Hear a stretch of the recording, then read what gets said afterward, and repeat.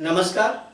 अमानत अमीन प्रशिक्षण केंद्र बैरिया गुलंबर मुजफ्फरपुर के नए channel Amin course and all competitive exam में आपका पुनः हम हार्दिक अभिनंदन करते हैं। पिछले क्लास में खानापुरी से रिलेटेड बहुत सारे सवालों का जिक्र किया और एक एक सवाल के एक एक बिंदु पर हम बारीकी से बात करते हैं आपके साथ। और आपके साथ जब बात करते हैं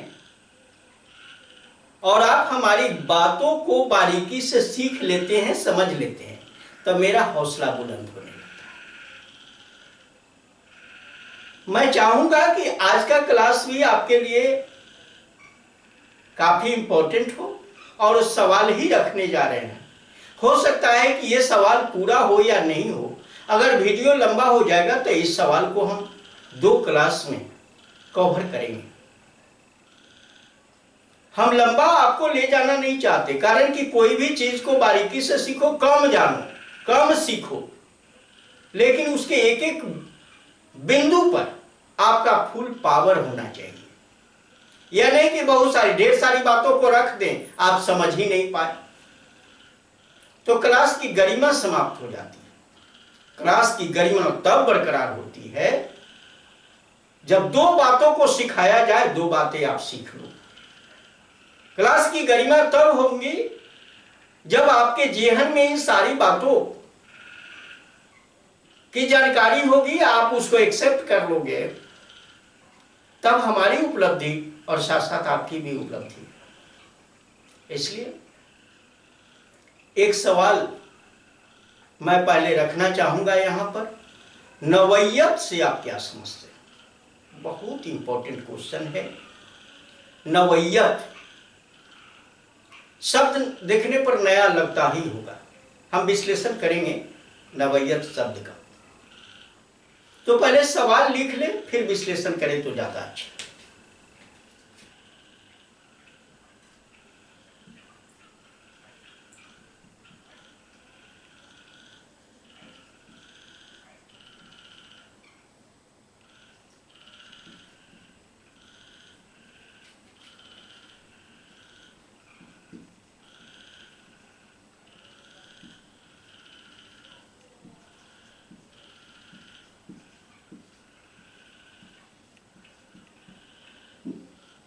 सवाल है कि नवैयत से आप क्या समझते हैं?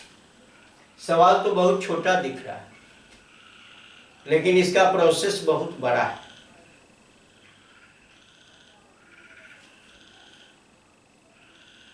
नवैयत है, ये शब्द है, ये किसी इस शब्द से किसी रैयत या जमींदार, अब कहोगे कि भाई रैयत बोल रहे हैं, जमींदार कह रहे हैं। देखो भाई, मैं एक बात बताऊं आपको,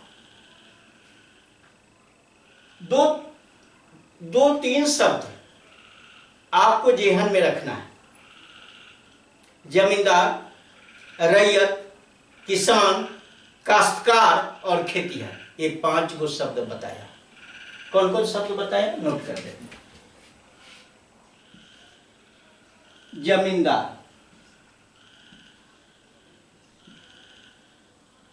नंबर 2 रैयत, नंबर 3 किसान, नंबर 4 खेतिहर,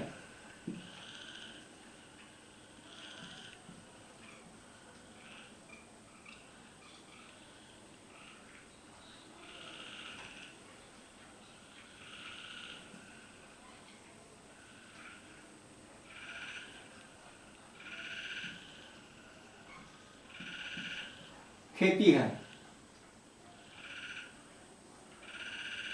और नंबर 5 काश्तकार। ये 5 शब्द जो है वो एक ही चिड़िया का नाम। जब भी बोलेंगे आप दिमाग में रखना कि ये पांचों शब्द एक ही व्यक्ति का नाम। जमींदार कह लो, रैयत कर लो, किसान कर लो, खेतिया कह लो, काश्तकार। और कहीं लिखा हुआ देखो इस पांचों में से, तो समझ लेना कि ये किसान का ही नाम। किसान को तो आप आराम से जानते हो। इस सब के लिए एक शब्द फार्मर रखें तो अति अति उत्तम। अगर इसको लैंड लॉर्ड कहेंगे, जमींदार क्या हो, लैंड लॉर्ड। लेकिन लैंड लॉर्ड क्या, वो भी तो फार्मर ही तो है। रैयत भी वही है। रैयत के लिए अंग्रेजी अलग नहीं है, रैयत ही लिखो, रोमन लिपि में रैयत लिखो। किसान के लिए आ गया फार्मर, खेतिहर, खेती करने वाला, वो भी तो किसान ही तो है। और काश्तकार, वो किसान। ये पांच शब्द जो हैं वो किसान है। तो हमने बताया कि ये नवैयत शब्द जो है, किसान या रैयत, किसान कहिए या रैयत कहिए, या जमींदार कहिए या रैयत कहिए, कुछ भी कह सकते हो। तो किसान रैयत, किसान रैयत या जमींदार, या वनली एक ही शब्द का इस्तेमाल करो। रैयत की नवैयत शब्द से रैयत या जमींदार की हैसियत समझी जाती है। अब हैसियत क्या है? अब यहां तो हैसियत शब्द है। अब ये हैसियत जो शब्द आया है, ये भी पावर से रिलेटेड है, ये भी अधिकार से रिलेटेड है। तो हैसियत का मतलब ये पावर, हैसियत का मतलब अधिकार है। कहीं कहीं आप सुनते हैं कि हस्ती। देखो, हिंदी को सूक्ष्म ढंग से पकड़ करना है, और हिंदी में सारे लफ्जों को समाहित किया गया है, चाहे वो उर्दू लफ्ज हो, चाहे अंग्रेजी के कुछ शब्द हो, चाहे अरबी हो, चाहे जो भी कुछ विदेशज, बहुत सारे विदेशज शब्द हैं, उस सबको हिंदी व्याकरण एक्सेप्ट किया है। जिसमें आप पढ़ाई करते हो तत्सम तद्भव देशज विदेशज, इसमें संस्कृत भाषा भी है। तो हिंदी सबको सामूहिक रूप से लेकर चला। तो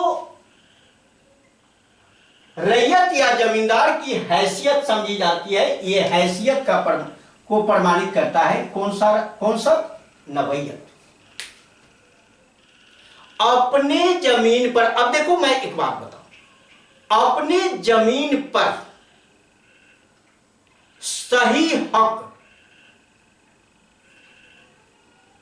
कायम रखना, यानी सही हक कायम रखना मतलब सही अधिकार कायम रखना, पावर कायम रखना।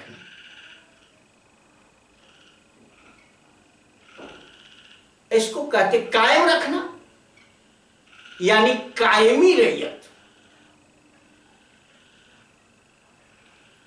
कायम रखना का मतलब बरकरार रखना।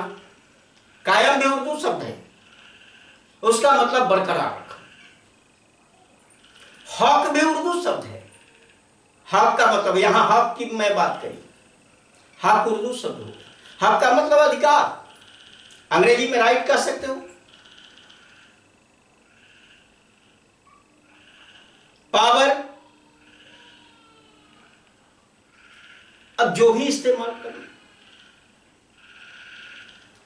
तो अपने जमीन पर सही हक कायम रखना।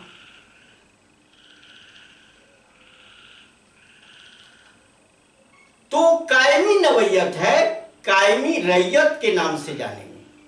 कायमी वो नवैयत, वो पावर है, वो अधिकार है, वो हक है,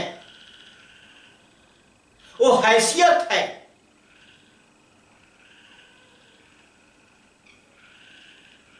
ये नवैयत के अंतर्गत आता है। नवैयत के अंतर्गत मैं दो बातों को बताना चाहूंगा जो बहुत बारीकी से आपको लेना भी चाहिए इन चीजों को। इसमें हम पढ़ाएंगे टाइप्स ऑफ लैंड, इसी के अंतर्गत आता है टाइप्स ऑफ लैंड और टाइप्स ऑफ रैयत।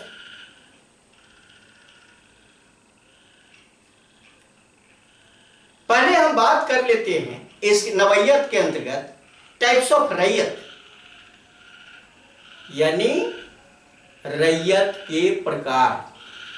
अब इसी से दो क्वेश्चन आपको बनेगा कि टाइप्स ऑफ रैयत क्या है, यानी टाइप्स ऑफ काश्तकार क्या है, या टाइप्स ऑफ जमींदार क्या है, टाइप्स ऑफ लैंड लॉर्ड का लो क्या है, या टाइप्स ऑफ फार्मर क्या है।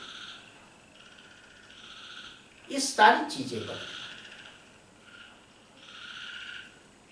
तो एक तो हो गया कि काश्तकार का एक टाइप होता है, और इसी में बात करेंगे टाइप्स ऑफ लैंड, ये दोनों बात करेंगे। ऐसे टाइप्स ऑफ लैंड का अलग हम क्लास देंगे, लेकिन नवैयत के अंतर्गत क्या जरूरत है, मैं इस जरूरत को पूरा करना चाहता हूं, इसको साधारण नहीं समझो। तो अब यहां डायरेक्ट लिखो कि नवैयत, तो आप समझ गए जमींदार या रैयत की हैसियत, ये नवैयत शब्द से जमींदार या रैयत की हैसियत समझी जाती है।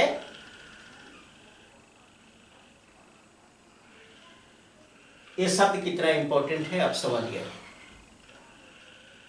अब नवैयत के प्रकार की मैं बात करूं, नवैयत के प्रकार। अब देखो इसमें हमने कहा कि दो बातों का जिक्र करेंगे।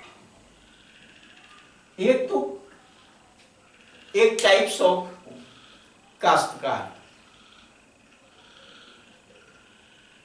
जिसमें पहला है इसका कायमी रैयत। नंबर एक पहला होता है कायमी रैयत।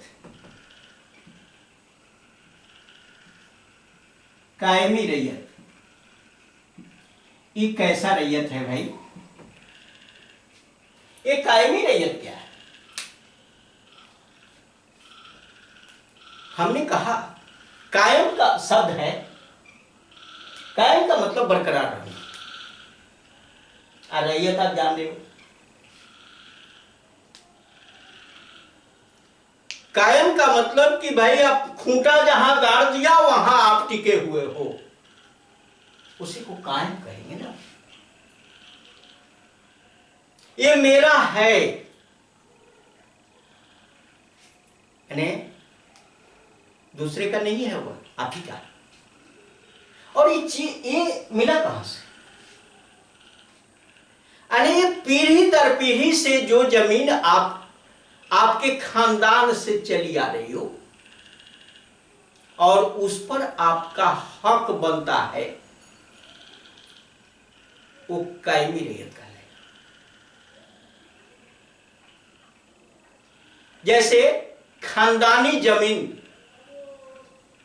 आपके परबाबा, बाबा, बाप और उसके बाद आप, यानी पीढ़ी दर पीढ़ी से आपके खानदान में वो जो जमीन लगातार आ रहा है और उस पर आपके पीढ़ी दर पीढ़ी का बारी बारी से मालिकाना हक जो मिल रहा है, और इस टाइप का जो हक आपको मिला वो कायमी रैयत के अंतर्गत आता है। इस तरह का अधिकार जो आपको मिला वो कायमी रैयत का होता है। या हो सकता है मैं दूसरे लफ्ज में एक और बात बता दूं आपको कि तो पीढ़ी दर पीढ़ी से आप ही के खानदान की जमीन है और अब आपका अधिकार अगर मिला है तो आप किस रैयत की श्रेणी में आते हो? तो कायमी रैयत की श्रेणी। और ये पावर बड़ा भास्ट पावर होता है, बहुत ही भास्ट पावर होता है। नहीं, आप देहात में सुना होगा, अरे वो फलाना का खानदानी जमीन है, ऐसा सुना होगा। खानदानी जमीन का मतलब होता है कि वह जमीन पीढ़ी दर पीढ़ी से आ रही है, या हो सकता है कि मैं एक और बात बता दूं, वो आपके खानदान की जमीन पीढ़ी दर पीढ़ी से आ रही है, लेकिन उसके कुछ ऐसे फरीक हैं जो कभी कभी ऐसा कि उनका संतान नहीं हुआ, जिसके पास संतान नहीं है उसको नाबल्द कहते हैं। एक शब्द आता है नाबल्द। हो सकता है कि उनके द्वारा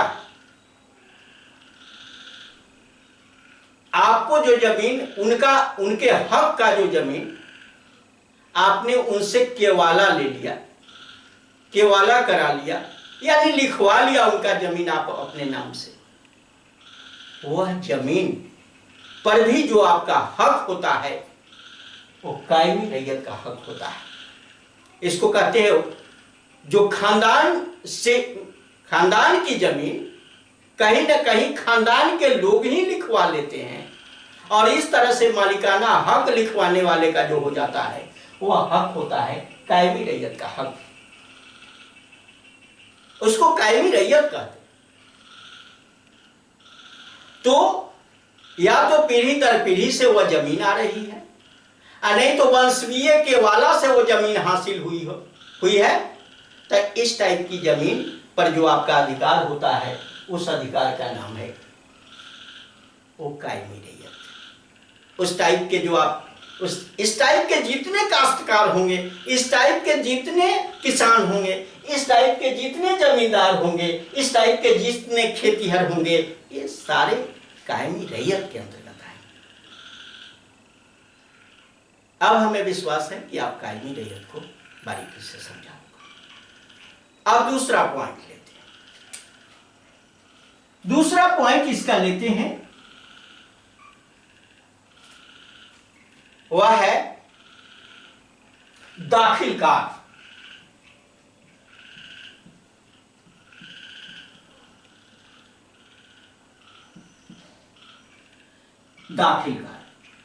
ये दाखिलकार शब्द भी रैयत के टाइप्स हैं, रैयत के प्रकार हैं, काश्तकार के प्रकार हैं, खेतीहर के प्रकार हैं।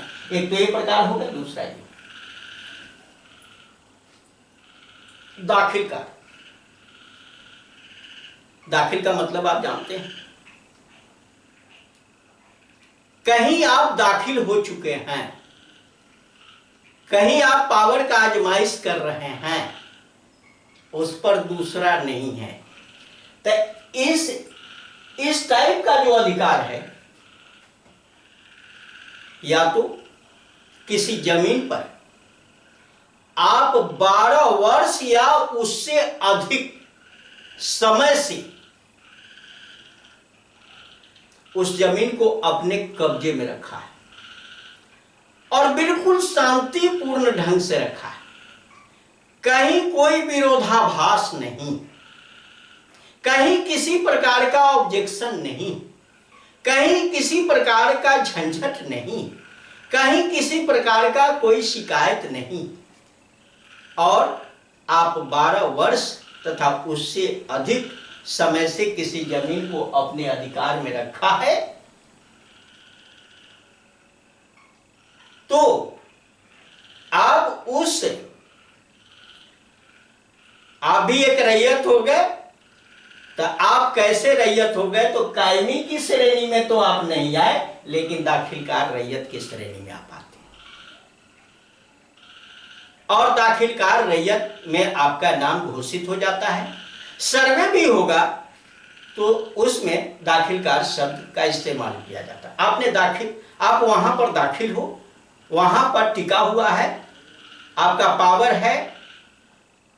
अब जमीन कैसा है पता नहीं, हो सकता है कि आप अपना जमीन वहां पर रखे हो, ऐसे कुछ बगल में पड़ा, ऐसे ही छूटा हुआ जमीन आपको मिल गया, उसको कब्जा में कर लिया, उसको कोई अपोज करने वाला नहीं है।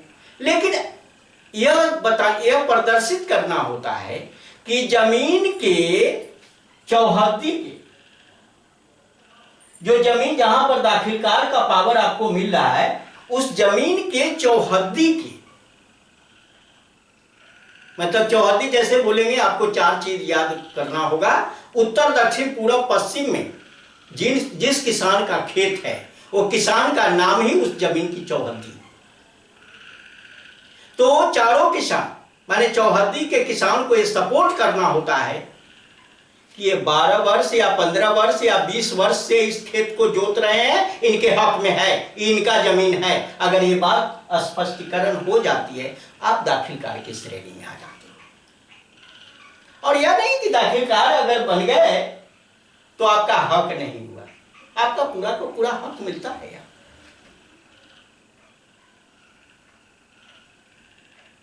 तो एक टाइप का ये भी रैयत है जो दाखिलकार है।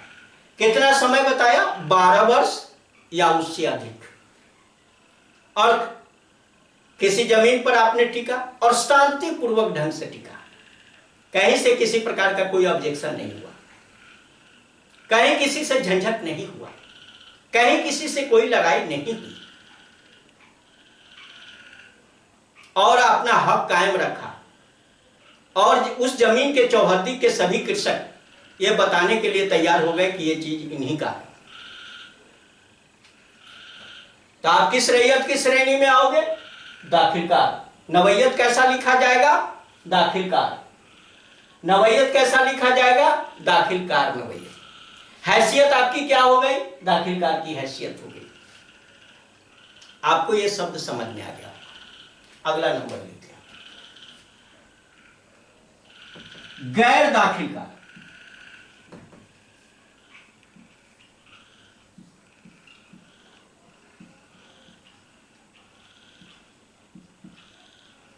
गैर दाखिलकार। अब देखो गैर दाखिलकार शब्द है। अब यहां तो 12 वर्ष बताया या उससे ऊपर बता दिया, यहां 12 वर्ष से कम की बात बताएंगे। गैर दाखिलकार का मतलब होता है 12 वर्ष से कम समय से किसी जमीन पर आपने अधिकार जमाया और बराबर इस पर शांति भंग होती रही, दूसरा व्यक्ति भी लोभ लालच में है और उससे आपको झंझट होता रहा, लेकिन आप फिर भी झंझट के बाद भी आप जमीन पर अपना हक कायम रखते रहे, आप उस जमीन से हटे नहीं, उस जमीन पर अपना पावर का प्रयोग करते रहे, लेकिन शांतिपूर्वक ढंग से नहीं। आप बिल्कुल अशांत, बिल्कुल बराबर तकरार होता रहा, बराबर झंझट होता रहा। उस कंडीशन में उस कंडीशन का इसका नवैयत होगा जो गैर दाखिलकार होगा। आप किस टाइप के किसान होइएगा? तो गैर दाखिलकार की श्रेणी में आपका नाम आएगा। खैर उससे कोई बात नहीं, यहाँ भी हक आपका पहुँचता है, यहाँ भी आपको पावर मिलता है। ये पावर ऐसा न समझें कि ये पावर हमको कमजोर पावर मिला, ये भी पावर ठीक ठाक है। लेकिन अब ये पावर सबसे पहला वाला पावर सबसे उम्दा है, उसके बाद सेकेंड पावर है, पावर ये उसके बाद ही नीचे का पावर है, लेकिन पावर सबका है, हैसियत सबका है, नवैयत सब लिखा जाता है, ये शब्द अलग अलग है ना। तो गैर दाखिलकार की मैं बात करी कि 12 वर्ष से कम समय से हक में आप रखा है और अशांत है, शांति नहीं है, अमन चैन नहीं है, तो उसको कहेंगे गैर दाखिलकार। अब चलिए गैर दाखिलकार, उसके बाद होता है अगला रैयत, जिसमें हम आपको बताएंगे सिकमी रैयत। नाम लिखते हैं चौथा,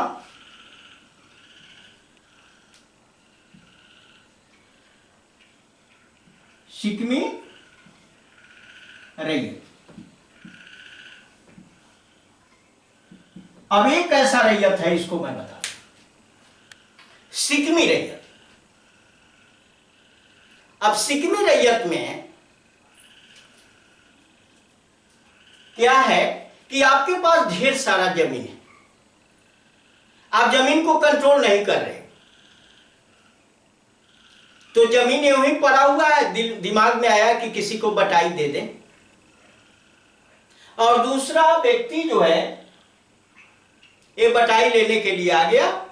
माने आपके जमीन को, आप एक रैयत हो, आपके जमीन को दूसरा एक रैयत आता है और जोत आबाद करने के लिए, मतलब अपने हिसाब से फसल उगाने के लिए आपका जमीन ले लेता है। जोत आबाद करना मतलब जोत आबाद खाली जोत के छोड़ देने से नहीं, आबादी का मतलब कि फसल उगा देना।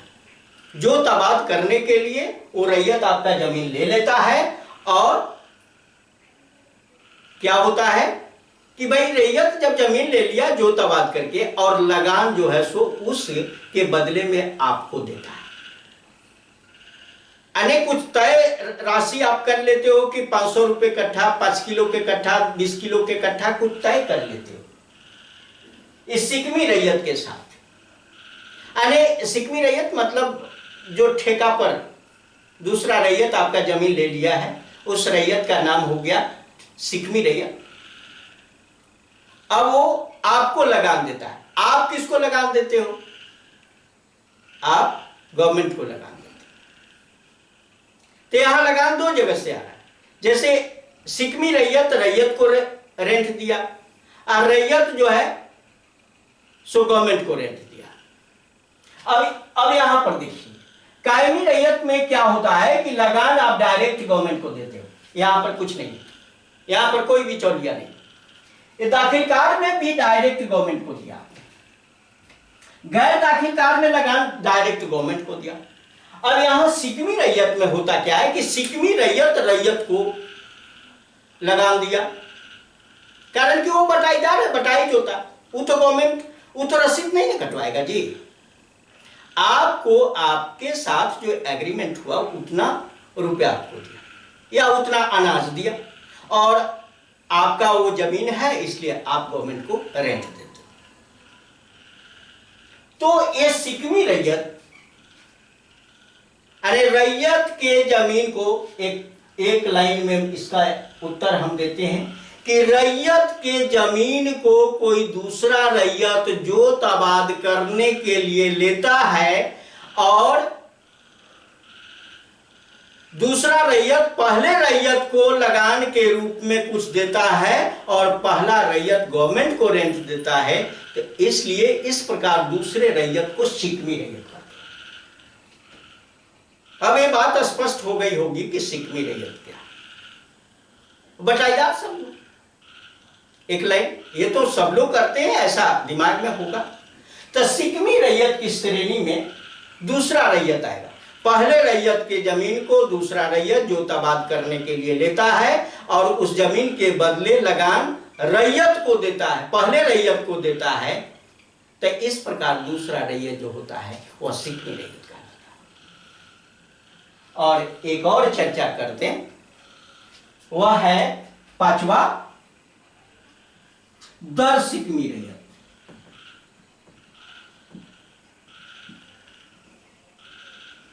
दर सिकमी रैयत, चलो दर सिकमी रैयत की बात बता रहे हैं। ये सिकमी रैयत यहां तक पहुंच गए थे कि रैयत का रैयत सिकमी रैयत होता है। अब देखो एक लाइन में बहुत बारीकी से इसका आंसर हम दे रहे हैं कि रैयत का रैयत, लिख ले तो, रैयत का रैयत, ये सिकमी रैयत, ये क्या होगा? सिकमी रैयत। और दर सिकमी रैयत, रैयत के रैयत का रैयत। आप देखा आपने कि वे रैयत किसान, और किसान से क्या हुआ कि दूसरा कोई व्यक्ति ले लिया जमीन ठेका पर या बटाई के लिए एक एग्रीमेंट तय कर लिया, तो दूसरा रैयत जो हो गया वह सिकमी रैयत हो गया। और सिकमी रैयत क्या किया कि ले लिया आपसे, और सिकमी रैयत किसी तीसरे रैयत को फिर अपने हिसाब से ज्यादा रेंट लेकर वो बटाई अलग दे दिया। तो तीसरा रैयत दूसरे रैयत को लगान देगा, दूसरा रैयत पहले रैयत को लगान देगा, और पहला रैयत गवर्नमेंट को लगान देगा। तो इस प्रकार तीसरा रैयत दर सिकमी रैयत कहलाता है। यानी यहां कह दें कि रैयत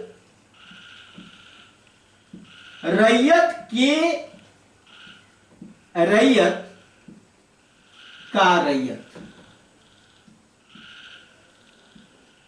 ये कहलाएगा दर सिकमी रैयत।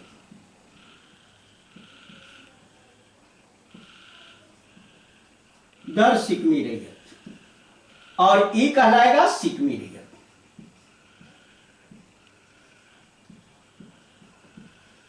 अब आप समझ गए होइएगा कि सिकमी रैयत क्या है। इसमें दो रैयत आ गए, एक तो जमीन का मालिक है, जमींदार है, उसके जमीन को दूसरा रैयत जोत आबाद करने के लिए ले लिया तो वो सिकमी रैयत कहलाया, और सिकमी रैयत रैयत को लगान दे दिया और रैयत गवर्नमेंट को लगान दिया, तो दूसरा रैयत जो हो गया वह सिकमी रैयत हो गया। और यहां पर जो है सिकमी रैयत से भी जमीन ठेका पर दर सिकमी रैयत ले लेता है। एक तो रैयत हो गया। देखो यहां मैं एक बात बताऊं, देखो यहां पर लिख देते रैयत। अब इसमें एक आदमी ले लिया, यहां से इससे जमीन लिया, इससे जमीन अगर लिया तो इसको कहेंगे सिकमी रैयत, सिकमी रैयत। और फिर इससे जमीन ले लिया तो इसको कहेंगे दर सिकमी रैयत। मतलब ये तीन श्रेणी में बट गया। ये पहला है जमीन का मालिक है, जमींदार है, ये क्या होगा जमींदार। ये क्या है बटाईदार,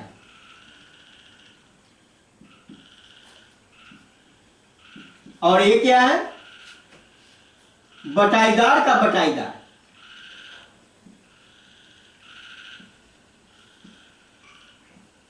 का बटाईदार, ये समझ गए होगा। यानी ये अब ई यहां लगान इसको दिया, ई लगान किसको दिया तो ई लगान दे दिया इस व्यक्ति को, और ई व्यक्ति लगान दे दिया इस व्यक्ति को, और ई लगान दिया किसको तो गवर्नमेंट को, गवर्नमेंट को लगा। ये लगान कहां से चला, ये यहां से चला, यहां से चला, ई दिया यहां, ये लगान दे दिया किसको इसको दिया, और यहां से ई लगान दिया इसको दिया, और फिर ये लगान कहां दिया गवर्नमेंट को दिया, गवर्नमेंट को आया ये लगान, और ई लगान दिया इसको यहां पर आया, और ई दे दिया ये लगान इसको दिया, अरे ये बटाईदार इसको दिया, ये तीसरा है, तीसरा का लगान आया दूसरे को, और दूसरा का लगान आया पहले को, और पहला का लगान आया यहां गवर्नमेंट को। इस तरह से सिकमी रैयत दर सिकमी रैयत की बात करी। रैयत के रैयत का रैयत दर सिकमी रैयत, और यहां है रैयत का रैयत सिकमी रैयत। नवैयत बहुत बड़ा सूक्ष्म ढंग से विचार करने की चीज है, इसमें एक क्लास में यह संभव नहीं है। अगर इतना आप समझ गए तो बहुत अधिक समझ गए। और मैं कोशिश करता हूं कि आज, कारण कि क्लास लंबा होता जा रहा है, और यहां तक जो हमने पढ़ाया उसको बारीकी से आपने समझा, और आपके लिए ये वीडियो काफी इंपॉर्टेंट है। इसको बारीकी से आप सीखें, समझें और इस पर अमल करें। ये वीडियो आपके लिए अगर लाभप्रद है, उपयोगी है, तो इस वीडियो को लाइक करें, अपने मित्रों के साथ शेयर करें और हमारे नए channel Amin course and all competitive exam को सब्सक्राइब करें। बहुत बहुत धन्यवाद। जय हिंद।